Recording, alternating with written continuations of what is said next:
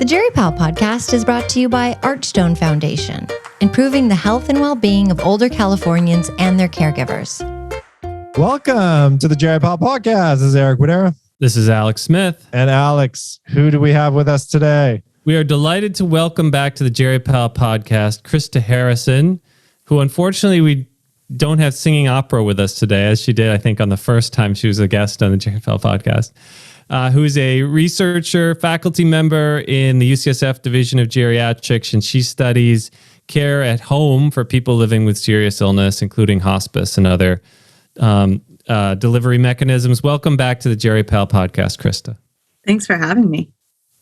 Now, Krista, we could have taken this podcast in a lot of different directions. You've had a lot of articles come out recently, health affairs, JAGs, but this one, I think, touched a lot of people. I see it popping up on my Twitter feed like every 2 minutes. I see another person like talking about this article. Is a JAMA piece of my mind piece called Making Space for Grief in Academia.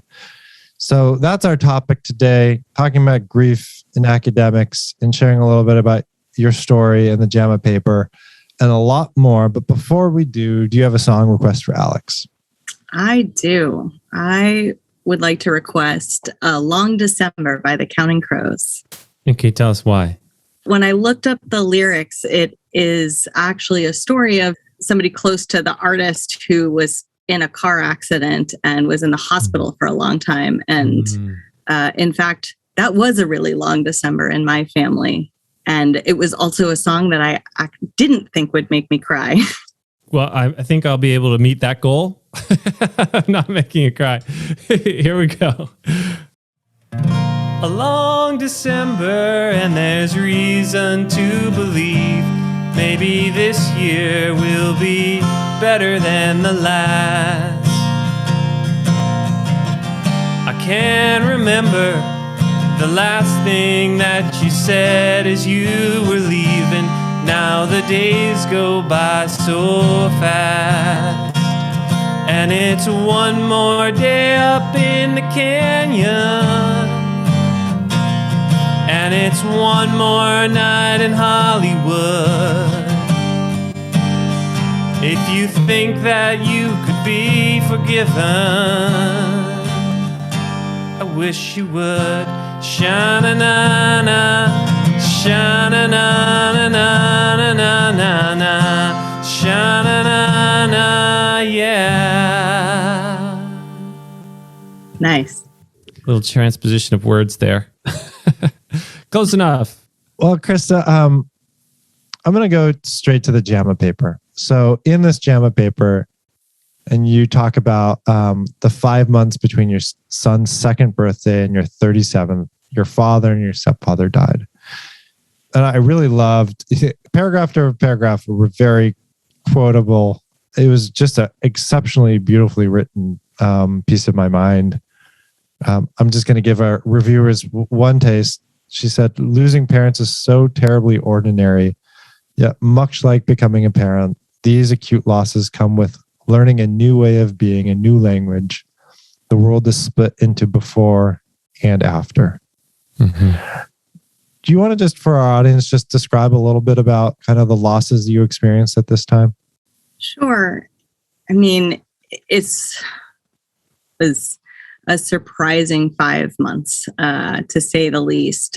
In some ways, the story starts a few months prior when my stepfather, who was dying of a neurodegenerative disease, we think it was multiple system atrophy, where he had lots of functional impairment, but no minimal cognitive impairment. He was hospitalized from breathing problems. And so I had flown down and actually must have been exactly 3 years ago, this past week, this weekend, that I was helping with his hospital discharge. And I was asking about, well, where's your palliative care service? Where's your home-based care service? Because clearly I've spent too much time at UCSF. And they said, yeah, we only have it for oncology here. And we can send you home with home health, but you can't get care for services for a few days. And so there were weeks of waking up to emojis from my mother indicating that my stepfather was still alive. My father was postponing a visit out to see us because we thought I'd be flying back across the country anytime because my stepfather would have died. And then one day I was sitting in my office in Laurel Heights and I got a call from my brother. And actually, Alex, I think, was like my first or second call to just, because Alex was also a cyclist, to find out what the heck was I hearing. So I eternally appreciate that, Alex.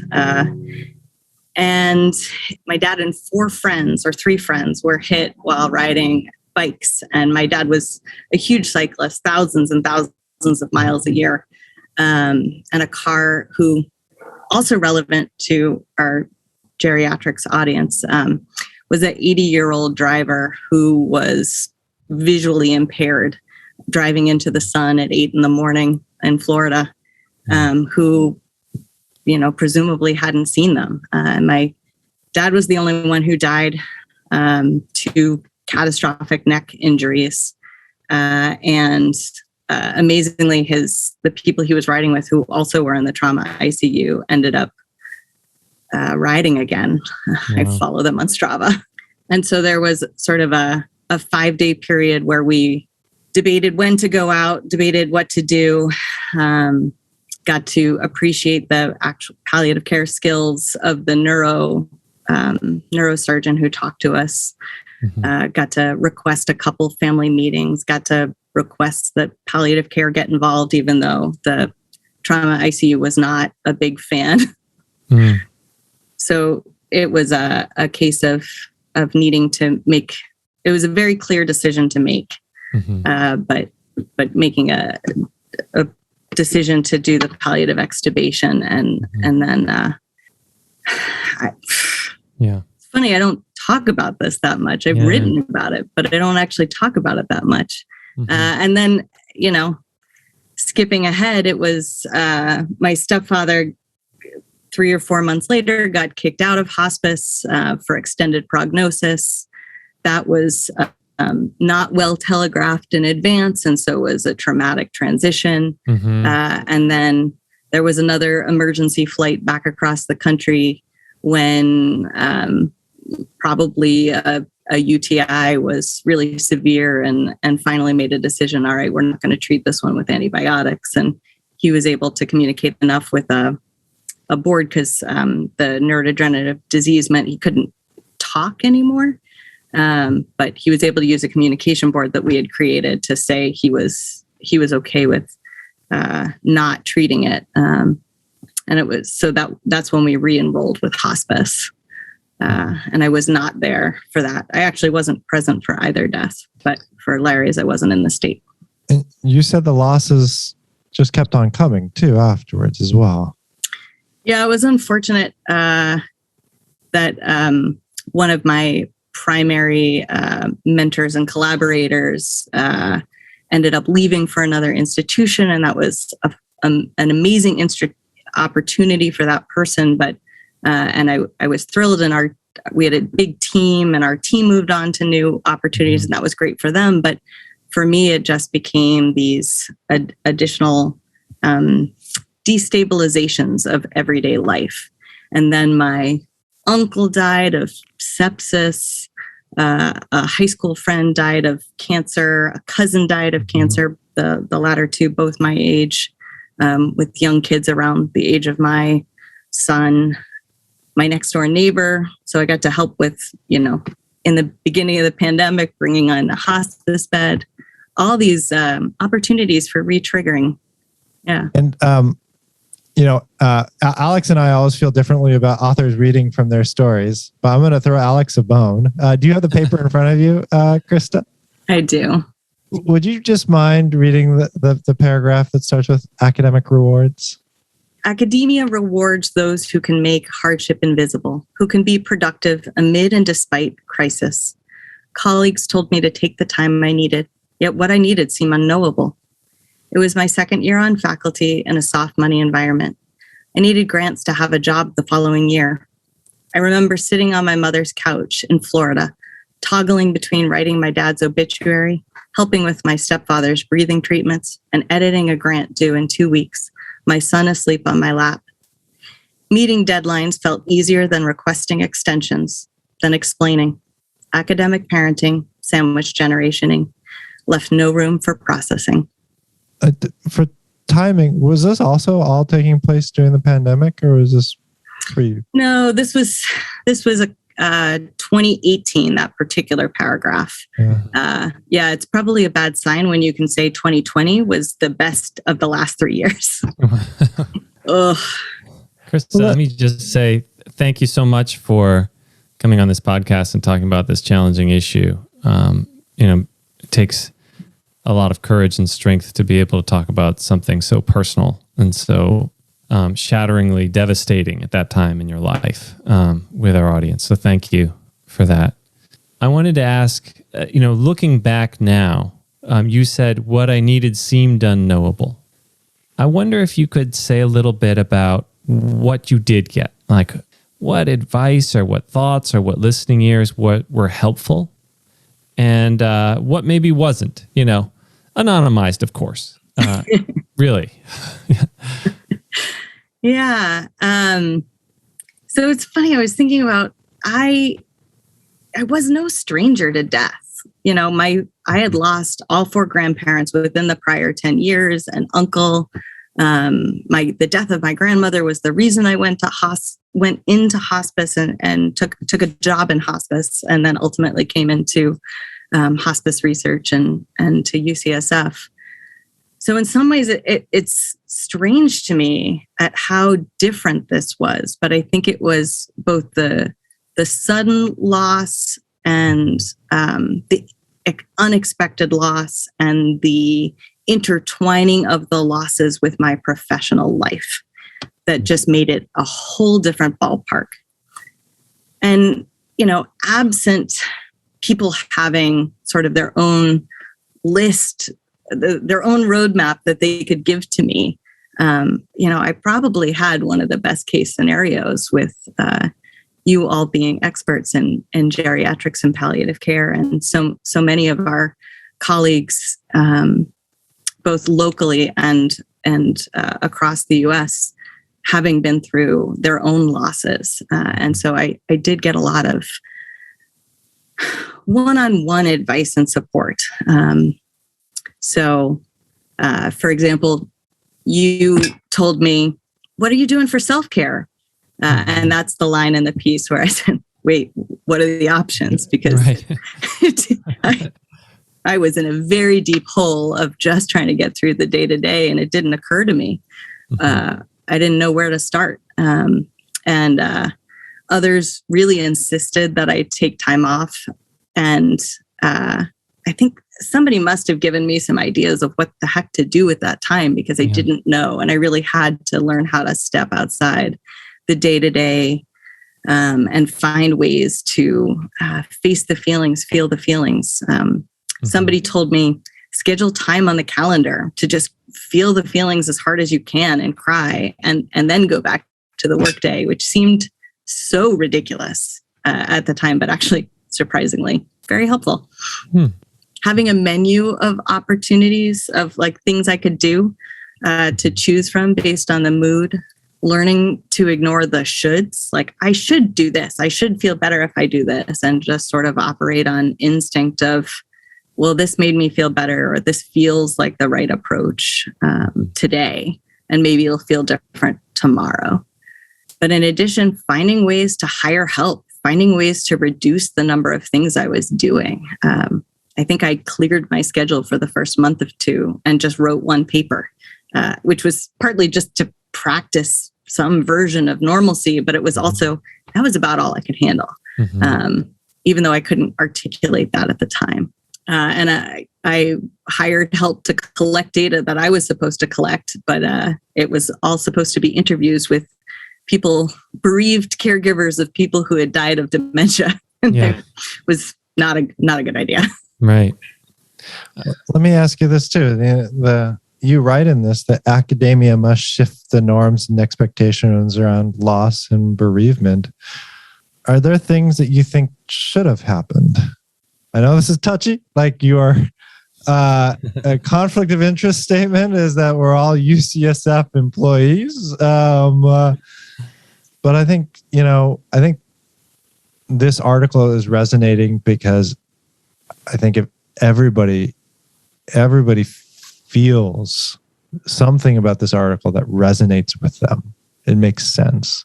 Mm-hmm. So when you think about the institutions that we work with, what do you think we need to change? There were times where there just felt like there was such judgment if you said you were reducing, if I said I was reducing my workload, or changing the status quo. And I don't think it was meant, but it's how I interpreted whatever was being said. Mm-hmm. And I think I wish there was some way to be able to really reduce what is expected of us, the volume in particular, so that we have more flexibility. Because frankly, self-care takes an immense amount of time, especially when you're working out of a huge well of need. And I had the luck of being able to have flexibility. There's a massive ebb and flow to a researcher's life, where there are times where you work intensely and you're really productive and times where you're not. And I wish that everybody had this, and I know it's not. While I was backpacking, which was happening when the article came out, I was thinking about how our leaders necessarily can't have all the experiences of the people that they are supporting. And that it's often people who are in leadership who are maybe farther away from those particularly hard life experiences, whether losing a parent or caregiving for a child or caregiving for somebody who's seriously ill in their family. And I was thinking, I wish there was some way to have advisory boards that aren't made up of just similar level experts, but actually people from different stages of their careers, different parts of their life experiences who can say, here are the hardships I'm encountering. And then there could be a brainstorming of, great, let's think of some innovative ways to make space for this. It feels like there would need to be a way to, average out our productivity goals for over 2 years or something, right? Mm-hmm. Like, you need to hit these benchmarks. We don't care about the hours, something like that. But, I don't know how to do it, but that's why bringing together a group of innovative people from different walks of life to figure it out would be kind of cool. Mm-hmm. Yeah. I think another thing that resonated with me in this article is that you also talk about all the different losses. Like, it wasn't just of your dad, but so many, even your colleague went to another institution. I feel like over the last year and a half with COVID, I feel like for me in particular, I had a tremendous amount of energy when the pandemic first hit, and there are surges in New York, and Alex and I volunteered virtually in New York, and like so much energy. We're going to get through this. Let's bring down that curve. Mm-hmm. And then the pandemic kept on going. And then December, hey, we got vaccines now. We're going to just get everybody vaccinated. Come July, it was a reprieve. Hey, things are opening up. This is ending. And we had 2 glorious weeks in July where COVID was ending. And we were going to all meet in person. And we all envisioned a life that looked probably a lot like our lives before COVID. And then summer hit, and Southeast got hammered. We're coming to realization that COVID is probably endemic. We're going to live like this before. And much like grief, you don't go back to the old. You don't go back to who you were before. You're in this new normal state. And I feel like grief is adaptive. It's healthy, and we gotta acknowledge it and work through it in some ways to come to that new normal state. And I think for me, again, we're probably all reading this, interpreting it differently, different pieces are resonating. That's the part for me that resonated hard, that I'm actually grieving right now what I thought my future would be, and recognizing now it's very different. Yeah. I said this in the Twitter thread that I sent out today, but I've been very into the grief podcast because they've helped give me the roadmap that I wasn't getting anywhere else.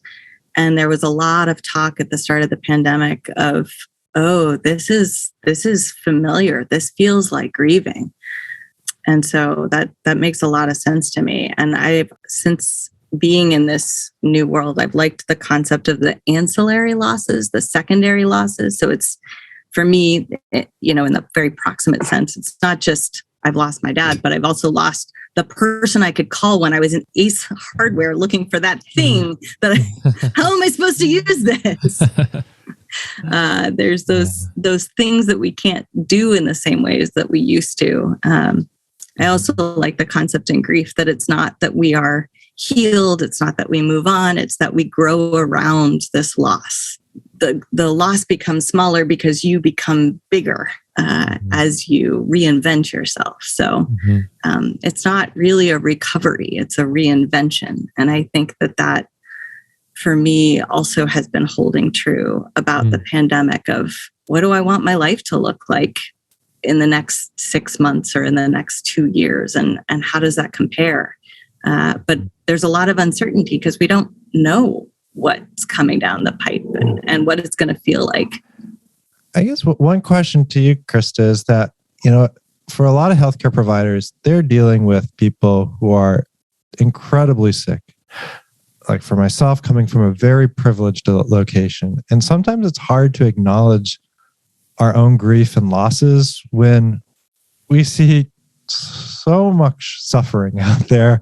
Like in some ways, we're trying to compare suffering. Like as a doctor, we're always comparing, and it's hard not to. But like my suffering does not even come close to what they're dealing with. So in a way, we're kind of minimizing our own loss and our grief, despite actually potentially it being an important loss to us. Does that ring true at all? Or any thoughts on that from your own experiences? Yeah, I think it's so tempting to feel like I shouldn't be grieving this because whatever, right? Fill in the blank. And the truth is, though your feelings don't really care about that intellectual point of view, and that if we don't make space for those feelings, I like the phrase, grief waits to be heard. It waits till you take the time and the space to honor whatever it is you're feeling, regardless of how it compares to the rest of the world.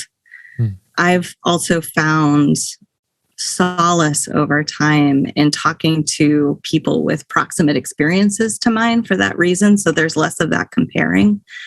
And so you asked earlier about what other supports I wished existed that were easy to access. I was surprised that there weren't like a slew of grief support groups, university affiliated or supported somehow.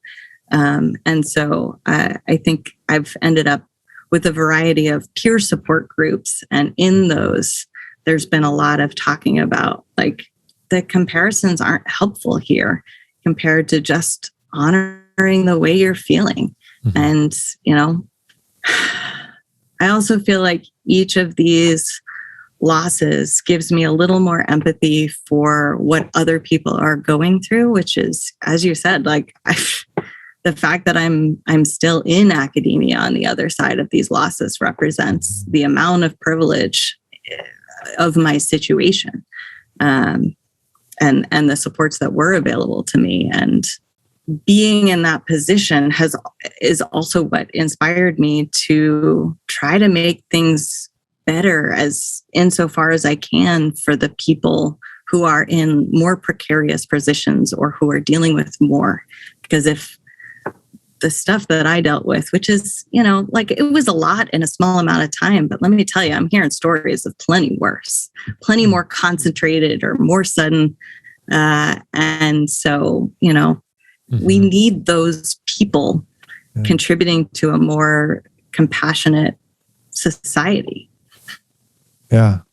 That also reminds me too, and I think of like worse suffering, less suffering. It reminds me of the story BJ Miller once shared about, like, he was giving a talk, and we've had BJ on our podcast. He was talking about suffering, and people shared different stories of suffering, and there were like terrible things going on.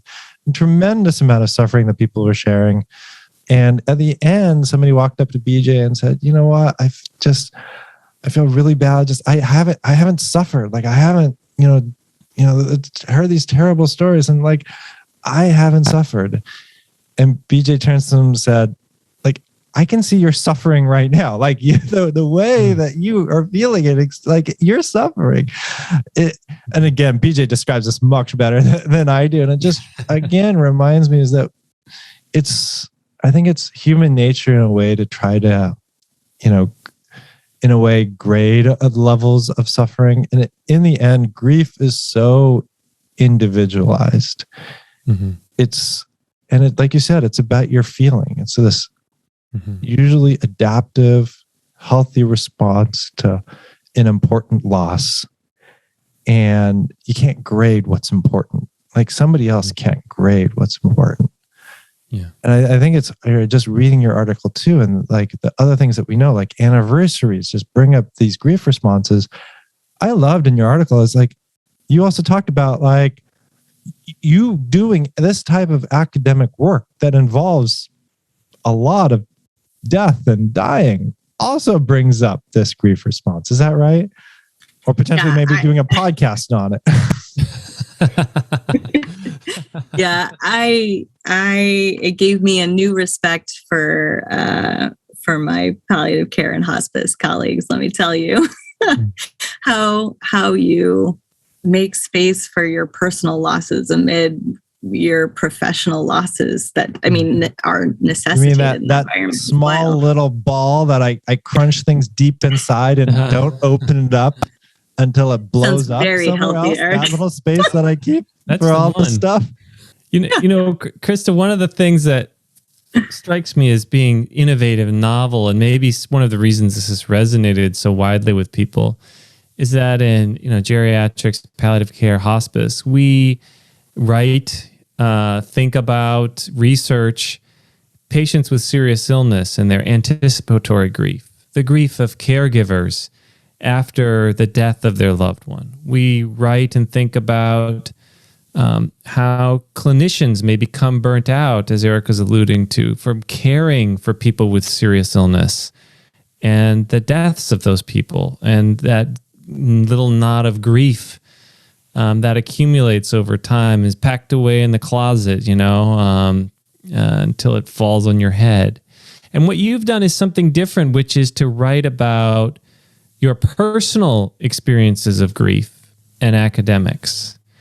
And I think that's a space that hasn't been opened up before, and that's maybe one of the reasons that your article resonated so widely.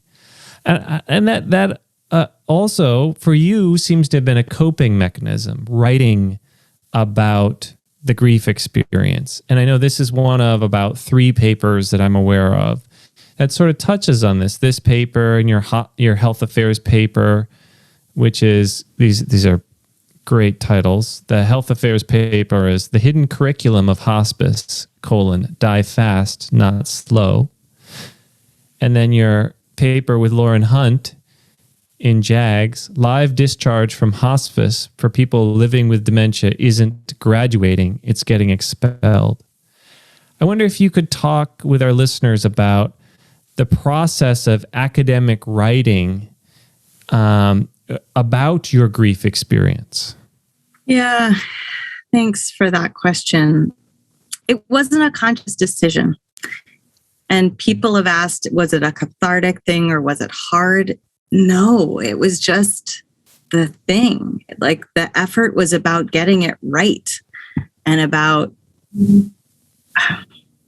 it's probably some amount of wanting to be a mechanism of transformation or to use this awfulness to catalyze change. The first 2 paragraphs of this, of the JAMA piece came out pretty intact the night my stepfather died. Mm-hmm. And then what ended up being most of the end of the health affairs piece came out a few weeks later. And then it was just a matter of trying to figure out, what am I really trying to say? And what am I going to do with this? What is the point of this? And I think what helped me persist in tinkering and submitting was watching other friends go through sudden losses and their similar bewilderment with, wait, I'm supposed to go back to meetings now? Mm-hmm. People are asking me to do things. Mm-hmm. How do I? They're asking me if I'm okay now. Like, mm-hmm. this is crazy.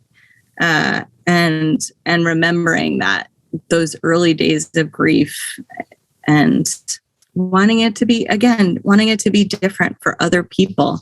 And in the case of my stepfather, because it was so entwined with my professional research and career trajectory, it was really knowing, and this probably helps that my predilection is for qualitative research, but knowing the importance of combining stories with numbers in order to advocate for change. Actually, both the qualitative background and the policy background, right? That's how you get policy change too, is good stories and good data.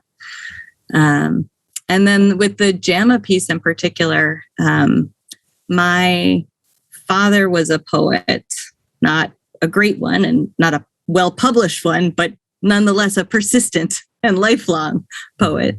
And I similarly wrote probably fairly mediocre poetry up through college. And so this was the closest it had gotten back to that. So it felt like a very familiar way of processing and seeing the world in a different way and transforming it through words. Mm-hmm. Yeah, I'm a persistent guitar player. I wonder if there's a new Twitter linked phrase here. What is the existing phrase is something like women grieve alone, men grieve in others' arms, and academics grieve by writing about it. But it is true that there's, there are so many folks I've met who are practicing in hospice and palliative medicine and geriatrics, who are doing research on those issues, they're fueled by their personal experiences. It gives it this authenticity. And, as Ken Kavinsky likes to say, like, we've drunk the Kool-Aid. And I laud you for the way that you've processed or sublimated or whatever the psychological word is, that experience and those emotions and that the deep work that you've done of reflection and sharing it with others so that they can benefit from you. So I just want to say thank you to that. Thank you. It's making me think that maybe some journal editor could put out a call for origin stories in hospice, geriatrics, and palliative care, or the personal motivations behind. It would be really cool to hear those origin stories, because I feel like when I came from health services research and policy research to the geriatrics, hospice, and palliative care side of things, all of a sudden I was saying, wait, we're allowed to tell stories about how personal experiences motivated our research? Right. Really? Right. I was bitten by a radioactive spider. That's my orange. Gave you palliative care superpowers and podcasting powers. Got a sibling that makes super suits. I wanted to ask I remember you were reading books early on. I know we didn't talk about this in advance, so you may not remember titles or anything off the cuff, but I wonder if for our listeners, are there any you recall that were particularly helpful that you'd recommend? Yeah, I really liked Resilient Grieving, who I think was by Lena Horne. In fact, there's probably a copy that is in your office at the VA. I bought a bunch of copies they've been distributed around. I've bought more copies for myself. It probably is that it resonated with it was also a researcher who experienced a sudden loss, but it's like a very type A sort of like, okay, I'm going to figure out like, how do I recover and reintegrate as most efficiently as possible? Very, very true to my particular form of I could see that. I just got to do these tasks. I got my little check boxes, and then I will be moving into acceptance very quickly from denial, bargaining, anger. Let's just get through those 4 stages real quick so I get to acceptance. Ooh, those stages have not resonated for me, I gotta say. It is so iterative, in and out, backwards and forwards, upwards and down. I also discovered people sent me things. So there was a book of poetry called The Art of Losing, which was a compilation of poems about loss that I really liked. Somebody sent me Pema Chodron's When Things Fall Apart, which I had never read before, but ended up being a nice match. Frank, and I can't say his last name, Frank O's The 5 Invitations. It's pretty good, actually. Zen Hospice? Yeah. Who turns out is a neighbor of mine on the houseboats in Sausalito. Yeah, I didn't know you were there. I'm guessing the people who are listening to us on our podcasts like also listening to podcasts. I'm going to throw one out there. I really loved, so Radiolab, one of my favorite podcasts, they had an episode on the Queen of Dying. I think this is mandatory podcast listening for anybody who does palliative care or hospice care, about Elizabeth Kubler-Ross, the 5 stages. It also talks about how that you don't walk through 5 stages. But it was absolutely a fascinating podcast. What other podcasts? You mentioned one before. Was it the Grief podcast? The Grief Cast out of Britain. The Grief Cast. Yep, I highly recommend it. It's comedians talking with other comedians and people who are grieving. And I have just found that to be a great one. The Doogie Center has a Doogie Center? There, I think. Like Doogie Howser? Yep. All right. Doogie Center. They support grieving and loss for young adults, which turns out to be 40 and younger, which I liked that definition.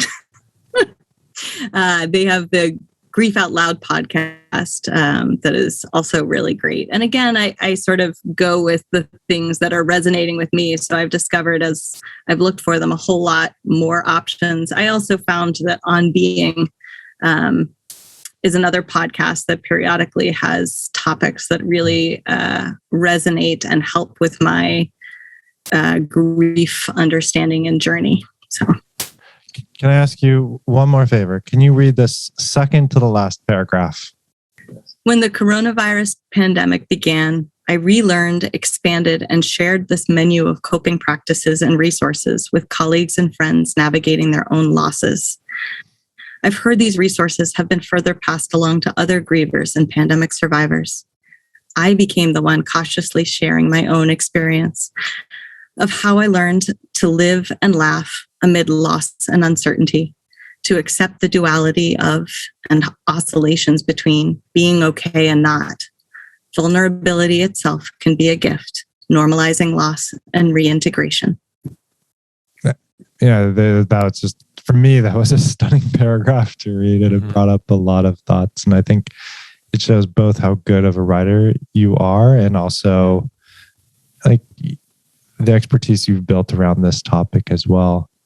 You have a role too now within our own division around wellness. Do you think that there are things, not big institutions, but even like smaller divisions or sections that we should be doing to help in these situations? One, stop asking how people are and start asking a more answerable question. I've been leaning towards how's your concentration today, or how big are the emotions today? It's more of a silly answer in some ways, but I have been surprised by how much people feel alone in what are common experiences, whether it's feeling like they can't do something as well as they want to, or the losses or the struggles with pandemic parenting, and how much not venting, but normalizing those experiences and sharing ways that each of us are coping with them and bouncing ideas off of each other of how to make it through this really complicated, hard time that is constantly shifting has been incredibly powerful. And I've been trying to help others set up groups for themselves, because of course, the things that resonate for me are not things that necessarily resonate for you.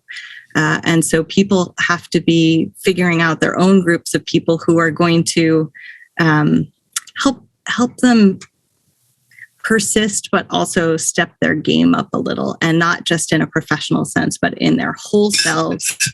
Because, if you're trying to juggle grief and parenting and the world falling apart around you, and show up and pretend none of that's happening at work, you might be able to do that for a bit, but it's not going to be for long. Yeah. Mm-hmm. And I just love how intertwined it's all at. Like, as a new parent or a parent of a child in school, like, part of your grief maybe, I just want this kid to have a normal life, like to be able to school, or for me to actually just think, like, every day I'm not worried if he's going to be quarantined or she's going to be quarantined for 2 weeks. And all of those are losses, and they may be important losses. And like you said, like, we're all dealing with something. Mm-hmm.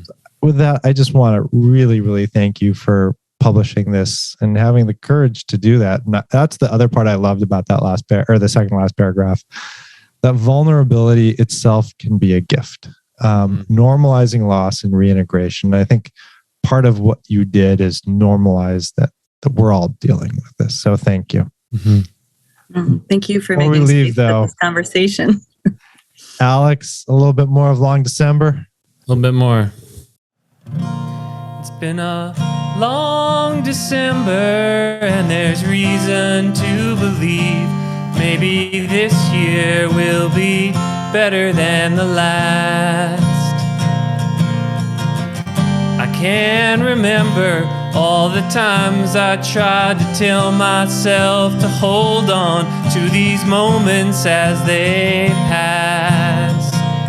And it's been one more day up in the canyon. It's been one more night in Hollywood. It's been so long since I've seen the ocean. I guess I should sha-na-na-na, sha-na-na-na-na-na-na-na, sha-na-na-na, yeah, yeah, yeah. Sorry. I'm just messing with Eric. He's like, when is this song gonna end? Hey, I like Krista read twice. Like, I should get something. Me and Alex were having a discussion before this podcast about whether or not people like listening to authors read from their book. I was firmly in the camp of no. Alex firmly in the camp of yes. So I do have to say, I thought it worked really well today. So there you go, Alex. Krista, very big thank you. Thank you, Krista. And for reading so lovely from your JAMA article. But really, also for being vulnerable and talking about this on a podcast and a JAMA paper and everything else, because it is very much a gift. So thank you. I appreciate that. Thank you. Thank you, Archstone Foundation, for your continued support of this Jerry Powell podcast. And all of our listeners, we hope you are all doing the best that you can in these troubling times.